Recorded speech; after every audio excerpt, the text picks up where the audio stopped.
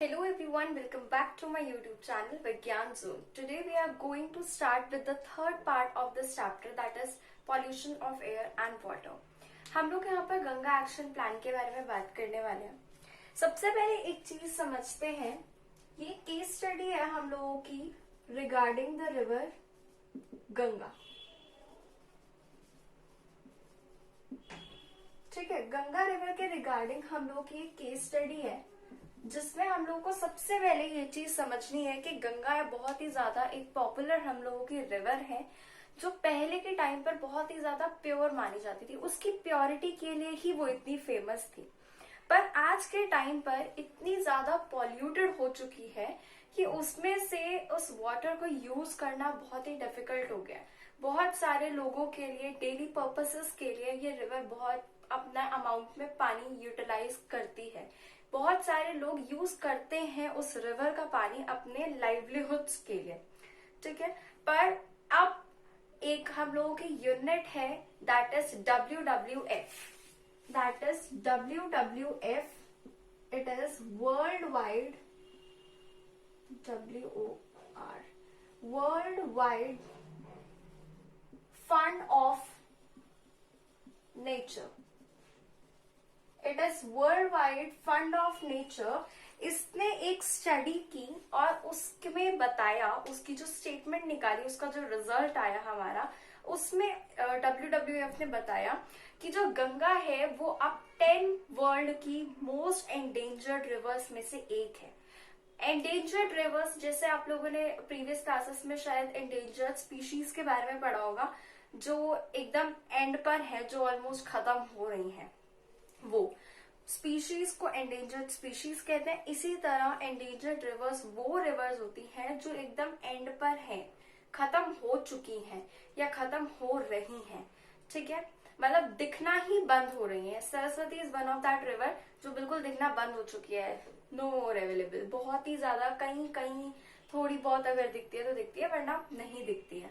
ठीक है, तो इसी तरह गंगा भी 10 वर्ल्ड की मोस्ट एंडेंजर्ड रिवर्स में से एक बन चुकी है और उसको संभाल कर रखना, उस नेचुरल रिसोर्स को ध्यान से रखना, प्रोटेक्ट करना, कंजर्व करना हमारी रिस्पॉन्सिबिलिटी है as we are taking advantage of that. Okay, तो अब इसके लिए गवर्नमेंट ने इनिशिएटिव लिया और उसने स्टार्ट किया, इम्प्लीमेंट किया गंगा एक्शन प्लान. ओके, तो 1985 में 1985 में गवर्नमेंट ने गंगा एक्शन प्लान इंप्लीमेंट किया.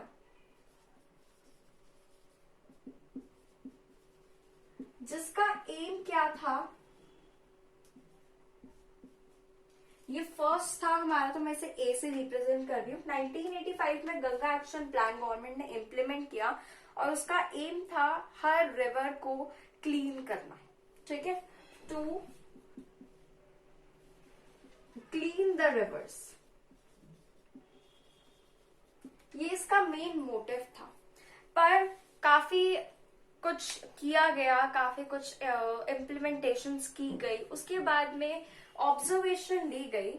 ये ऑब्जर्व किया गवर्नमेंट ने, जो भी इससे पीछे इसके साथ में, इस प्रोजेक्ट के साथ में जो भी लोग थे, उन सब ने स्टडी की, उन सब ने ये चीज ऑब्जर्व की कि जिस तरह पहले के टाइम पर गंगा जितनी प्योर होती थी, उतना उसे वापस से प्योर करना इज वेरी वेरी इम्पॉसिबल. बहुत ही डिफिकल्ट टास्क भी है और is something next to impossible. तो अब उसके बाद में 2016 में गवर्नमेंट ने एक और प्लान इम्प्लीमेंट किया. तो 2016 में अब गवर्नमेंट ने एक और प्लान हमारा इम्प्लीमेंट किया, that was national mission for clean Ganga. Okay, that was 2016 में नेशनल मिशन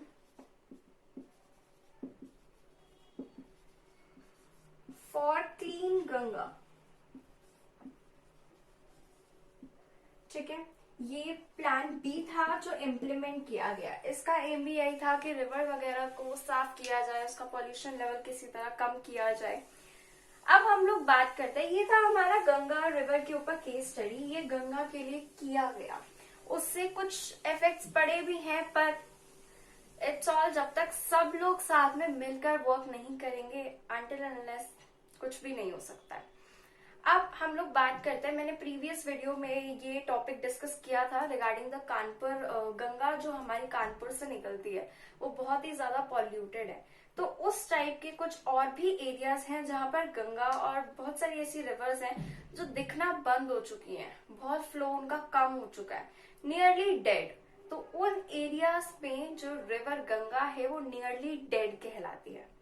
ऑलराइट, अब हम लोग बात करते हैं प्लांट्स और एनिमल्स, जो एक्वेटिक प्लांट्स और एक्वेटिक एनिमल्स होते हैं और सॉइल होती है, उन सब पर वाटर पोल्यूशन का क्या इफेक्ट पड़ता है। ओके, तो जो इंडस्ट्रीज वगैरह होती हैं वहां से केमिकल्स वाले, हार्मफुल केमिकल्स वाले टॉक्सिक सब्सटेंसेस जिनके अंदर होते हैं, वो वाटर होता है, वो जो सीवेज जो हमारा एक्सक्रीटरी मटेरियल होता है बेसिकली उन इंडस्ट्रीज का, वो डिस्पोज कर दिया जाता है डायरेक्टली वाटर बॉडीज के अंदर। अब जब वाटर बॉडीज के अंदर डायरेक्टली इसे डिस्पोज कर दिया जाएगा तो वो जो केमिकल्स होते हैं वो वहां पर प्लांट्स और एनिमल्स को प्रॉब्लम कॉज करते हैं। Now, how do they cause problem? We are going to discuss about that, but firstly, I'm going to erase the board. Now, what happens is जो chemicals होते हैं वो पानी में जाने के बाद में प्लांट्स और एनिमल्स के अंदर जो टॉक्सिसिटी लेवल होता है उसे इंक्रीज कर देते हैं। ठीक है, अब किस टाइप के एनिमल्स होते हैं, किस टाइप के केमिकल्स होते हैं जो ऐसा करते हैं, हम उसके बारे में बात करते हैं। Arsenic and lead is the example for this. Okay, so जो chemicals होते हैं, chemicals such as arsenic and lead increases toxicity of plants and animals.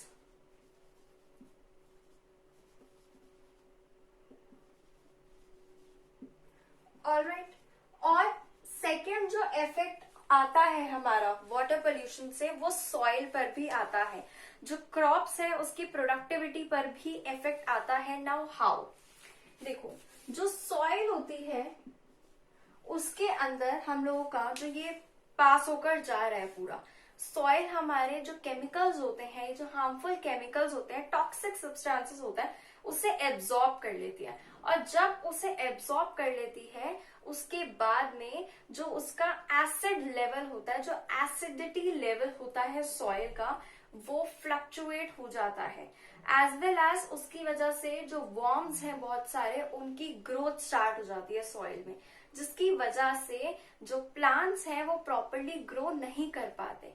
तो बेसिकली फर्टिलिटी जो होती है सॉइल की वो भी इम्पैक्ट होती है। Okay, so soil becomes less fertile, in short if we write it. Okay, अब जो हम लोगों का हॉट वाटर होता है, क्योंकि इंडस्ट्री से जो भी वाटर डिस्पोज किया जाता है वो हॉट ही होता है क्योंकि वो मशीनरीज में से प्रोसेस होके निकला होता है। ठीक है, तो जो हॉट वाटर होता है वो भी बहुत बड़ा कॉज है हम लोगों का वाटर पोल्यूशन का।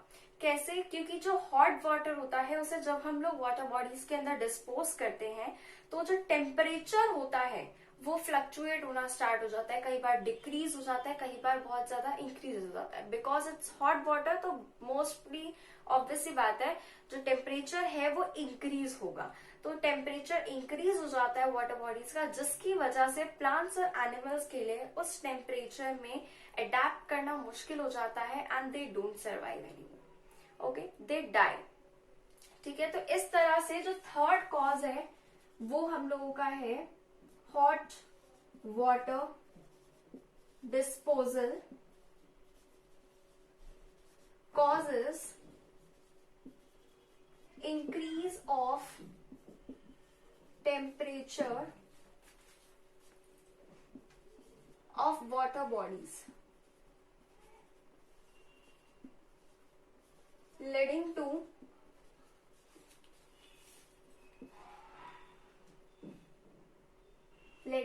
death of several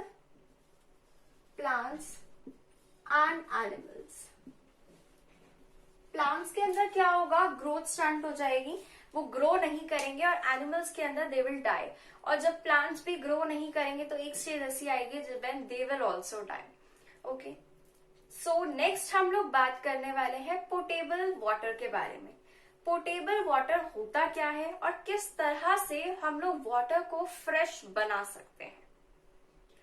portable water वो वाटर होता है जो सेफ होता है ड्रिंकिंग के लिए, विच इज फिल्टर्ड, जो सेफ होता है हम लोगों की ड्रिंकिंग के लिए। Okay, so the question arises is what is portable water.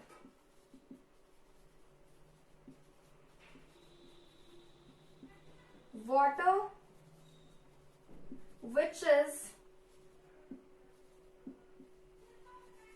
safe for drinking। तो जो वाटर ड्रिंकिंग के लिए सेफ होता है उस वाटर को हम लोग पोर्टेबल वाटर कहते हैं। और बेटा एक नोट में मैं आपको बात कहती हूँ, 25% जो वर्ल्ड की पॉपुलेशन है वो आज भी सेफ ड्रिंकिंग वाटर नहीं ले पा रही है। ठीक है, सो यहां पर मैं नोट में लिखती हूं 25% of the world's population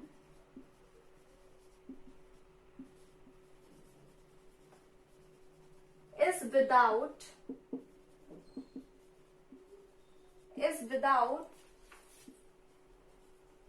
safe water,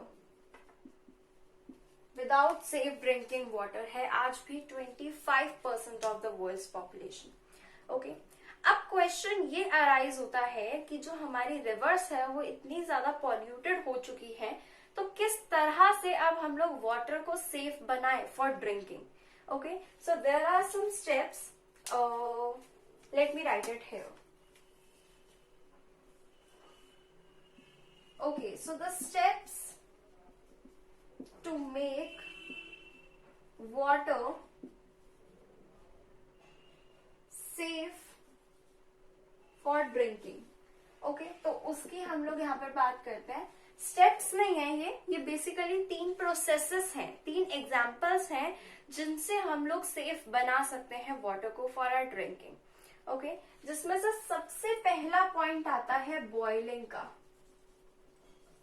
अगर हम लोग वाटर को बॉईल कर देते हैं before drinking, before using it, तो उसके बहुत सारे जितने भी मतलब केमिकल्स और जो उसके अंदर हमारे हार्मफुल टॉक्सिक मटेरियल्स होते हैं, सब्सटेंसेस होते हैं, वो सब डेड हो जाते हैं। जो बैक्टीरिया उसके अंदर ग्रो कर रहे होते हैं जो कि बहुत सारी वाटर बॉर्न डिजीजेस कॉज कर सकते हैं, वो हम लोगों के डेड हो जाते हैं उससे। ठीक है, तो by boiling the water we can make the water safe for drinking. The next step is जो एनसीईआरटी में मेंशन नहीं है बट माय पर्सनल ओपिनियन, इसलिए मैं आपको बता रही हूँ, earthen pots.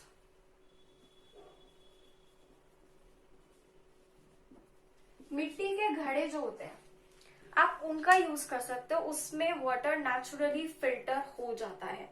You can use that too. I personally like this one very much.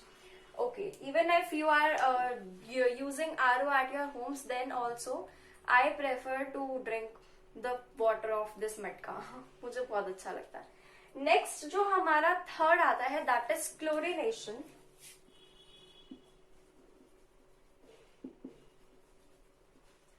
Chlorination के अंदर हमारी क्लोरीन टैबलेट्स होती हैं जो हम लोग डाल सकते हैं पानी के अंदर to make it safe for drinking, क्योंकि उससे सारे जर्म्स वगैरह किल हो जाते हैं वाटर के अंदर। ठीक है, पर इसकी हम लोगों की एक छोटी सी ध्यान रखने वाली चीज है, दैट इज हम लोगों को कुछ स्पेसिफिक अमाउंट होती है जिसके अंदर उस क्लोरीन टैबलेट्स को डालना होता है। अगर हम बहुत एक्सेस में डालते हैं तो that could be harmful. Okay, so next हम लोगों का लास्ट पार्ट हमें डिस्कस करना है इस चैप्टर का। Finally the chapter is going to be over, but firstly I am going to erase the board because there is no space left to write and then we will continue. So the last question for this chapter or the last part of this chapter is how to save water and to reduce its pollution। 2 questions का combine है ये हमारा। किस तरह से हम लोग water को सेव कर सकते हैं। Now the question arises here is कि हम लोग इस बारे में यहाँ बात क्यों कर रहे हैं, क्योंकि बात तो हम इस चैप्टर के अंदर पॉल्यूशन के बारे में कर रहे हैं ना। So the second part of the question is correct to be asked with respect to this chapter, but why the first part, मतलब हम लोग वाटर को सेव क्यों करें, क्योंकि अभी मैंने नोट में आपको एक बात बताई थी कि 25% जो लोग हैं उनके पास में सेफ ड्रिंकिंग वाटर नहीं है। एंड सेकेंडली जो बहुत ही इंपॉर्टेंट चीज है वो ये कि हमारी जो गंगा रिवर है, हमने एक एग्जाम्पल लिया था गंगा रिवर का, जो कानपुर में उसका फ्लो है वो बहुत ही कम होता जा रहा है।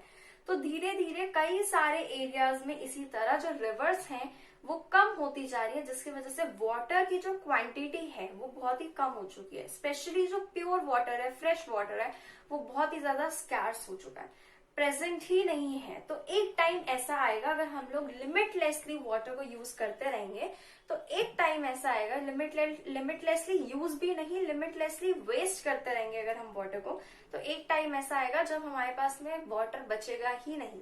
सो we need to conserve it, we need to save it, ठीक है, as much as we can. So हम लोग किस तरह से सेव कर सकते हैं, पर्सनल लेवल पर देखते हैं। When you are brushing your teeth, some people used to open the tap and then brush their teeth. You can close it there. हम लोग जब ब्रश कर रहे होते हैं टीथ को तो हम उसे बंद कर सकते हैं टैप को। कई बार हैंड्स वॉश करते हुए हम लोग टैप को ओपन छोड़ देते हैं, रनिंग, कीप इट रनिंग। तो वो चीज हम लोग अवॉइड कर सकते हैं।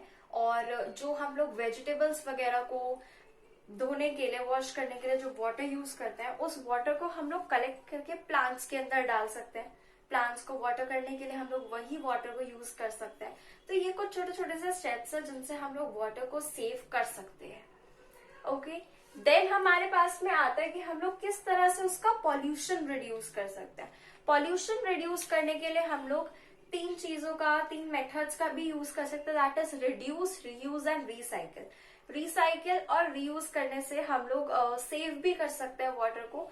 रीयूज कर लिया ना हम लोगों ने, जब हम लोग वाटर वॉश, जो वेजिटेबल्स है उसे वॉश कर रहे थे, उसी वाटर को हमने प्लांट्स को वाटर करने के लिए यूज कर दिया, ठीक है। तो दिस वाज रीयूज। इसी तरह से रिसाइकिल कर लेना वाटर को, रीयूज कर लेना, ये सब हम लोगों का हेल्प करते हैं कि हम लोग पॉल्यूशन को भी कम कर सके और सेव भी कर सके वाटर को। So this was it about this chapter. I hope you all like this. If you liked it, like, subscribe and share to my YouTube channel. Thank you so much.